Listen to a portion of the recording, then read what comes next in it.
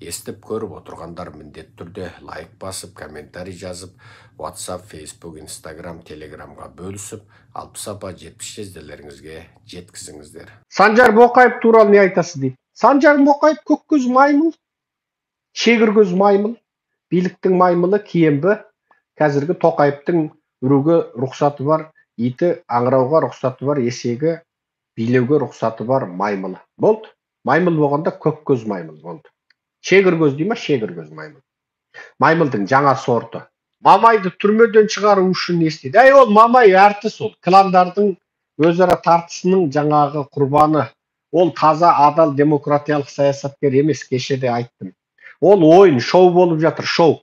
Кландар саудаласады, сосын ертең жайнап күліп шыға келеді, сотта өтірік ақтап жібереді. Болды, оны қолдан герой жасап жатыр. Ержан Тұрғынбай туралы не айтасыз? Ержан Тұрғынбай жақсы адам. Ержан Тұрғынбай жақсы адам. Ұлтым деп, жүрегін жұлып беріп, қазақты ағартамын деп, оятамын деп, маймылдардың маскаларын жыртып, бет пердесін ашып жүрген жақсы адам. Мен Ержан Тұрғынбаймен бірмін, одақпын.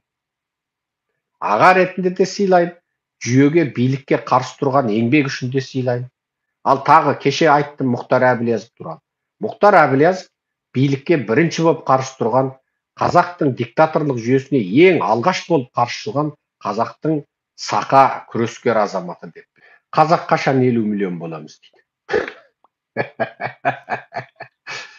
Ол үшін тағы мына билікті құлату керексің. 2 миллион Араб Бірлескен Әмірлігі мына Дубай мен Әбу-Даби қайтып 10 миллионға жеткізді.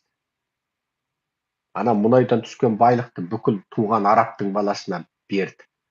Содан арабтың қатындарының өзі айтты, көп тудырайық деп байына өтініш айтты. Қайтып тудырсаң өйтіп тудыр деді. Ана туған баласына ақша берген кезде халық өзі-ақ туып кетті. Араб жұмыс істемейді. Бір араб саусағын қозғамай жатыр Дубай. Жаз кеп, оларда жаз тып-тыстық 55 градус болып кеткенде салқын жерлерге кетеді. Қыста қайтып келеді, қыста салқындағанда 40 градус екен. Ең салқын кезі қыста 40 градус екен. Мен Дубайда көп жүрдім ғой. Дубайда өте көп жүрдім. Бар ана видеом, қытайшылдар сап қойған бір видеом бар, ана баламды қыдыртып, Дубайда теңізде шомылып, 15-ші жылы жүрген видеом бар. Қытайшылдар сап қойыпты. Міне, о кезде Сүлеймен деген, міне, әзір 7-ге келді ғой, дәу жігіт болып кетті. Үйлейін деп жүрмін. Ұлымда. Шұлымның екеуін мына Жаңаөзеннен құда іздеймін. Сондықтан мына Жаңаөзендік қазақтарға айтам, міне, менің ұлым 7-де. Соны міне ержет жігіт болды деген сөз 13-те отау иесі. Қазақы жолмен 13-ті үйлеп тастауға болады. Мен сол Жаңаөзеннен құда іздеймін. Жаңаөзендік болса, өсіп тұрған қызы болса, бізде өсіп тұрған жігіт бар, міне ат жалын тартып мінді. Міне, қазақты қайтып көбейтеміз десеңіздер осы. Қазақты қайтып көбейту үшін қарекет жасау керек жігіттер. Мына сұм жүйеде тұрып өспейсің. Мына сұм парақор іріп шіріген жүйеде ол басың өспек, малың өспек түгілі өзің жүнжеп жабақты ішіп, арқетің арша, борбайетің борша боп, үрер гейтің сығарға бейтің қалмай тентіреп жүнжеп жабақты ішіп кетіп отыр бәр қазақ. Мына жүйені құлатпай, қазақ бақытты болмайды. Мына жүйені құлатпай, қазақ бай болмайды. Алдымен мына кедейлікте, кредитте қарыз басқан, әділетсіз сот жүйесі, быт-шыт шыққан, тасталықтан шыққан мемлекеттік парақорлық жүйені құлатпай тұрып, қазақты көбейтемін деп, қазақ тоқал аламын деп қиялдамаңдар. Ана қолыңа Құдай қосқан, қолыңа қонған құсыңды, сол бір қатыныңды мәпелеп ал. Көп бала туғызғыш болсаң, сол бір қатыннан ақ туғызып ал. Ал шынайы қазақты өсіремін, көгертемін, көктетемін десең, мына жүйені құлатуға атсалыс. Біздің қазақты идеологиялық, саяси сауаттандыру, қазақты қайта ағарту күресімізге атсалыс. Міне, қазақ сонда көбейеді. Зио дейді, ассалаумағалейкум қазақ елі, қарақалпақлардан сәлем дейді. Қарақалпақ бауырларым, ең жақын туыстарымыз қарақалпақтар, бізден сізге сәлем. Барша қарақалпақ аман болсын.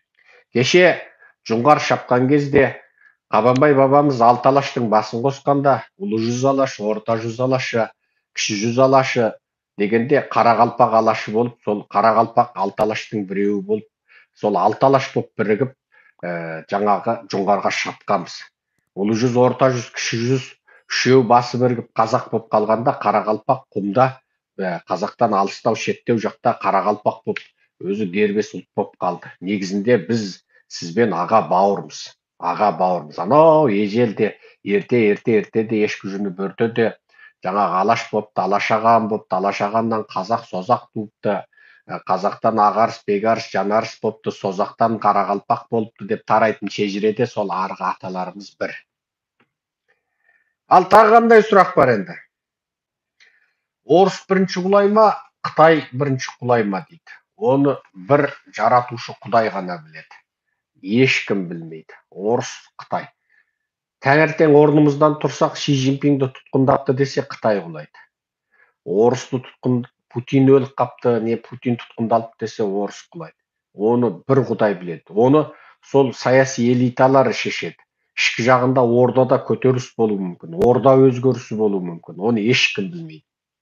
Бүкіл дүние жүзі Румынияда саяси өзгеріс болмайды. Румыния компартиясы бұл өте мықты деп отырғанда, сол Румынияда бірінші болып саяси төңкеріс басталған Шығыс Еуропада.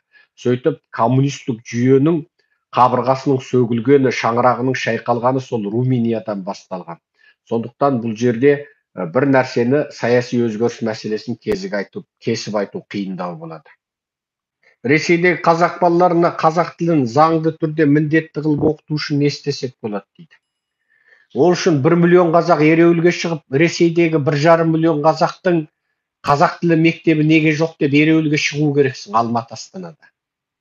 100 мың қазақ ереуілге шықшы, 1 миллион деп айтпай. Неге Ресейде қазақтардың қазақ мектебі жоқ?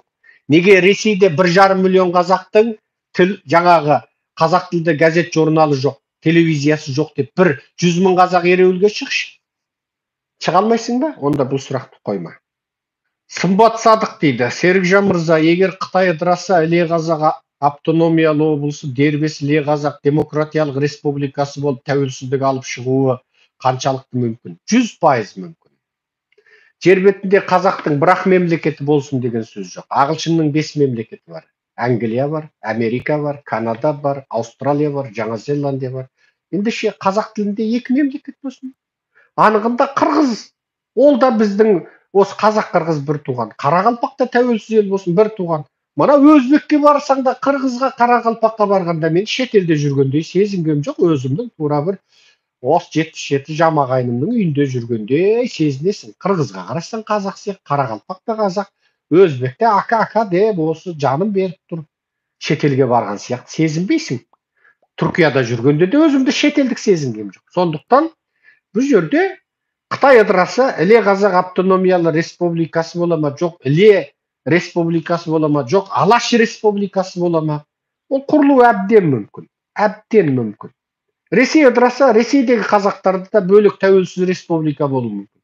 Сөйтіп артынан бұлар одақ болуы мүмкін, қайта бір мемлекет болуы мүмкін, қайта Алаш мемлекет болып, қайта бірігуіміз мүмкін, Абылай ханның заманындағыдай. Сондықтан бұның бәрін алда тарих көрсетеді.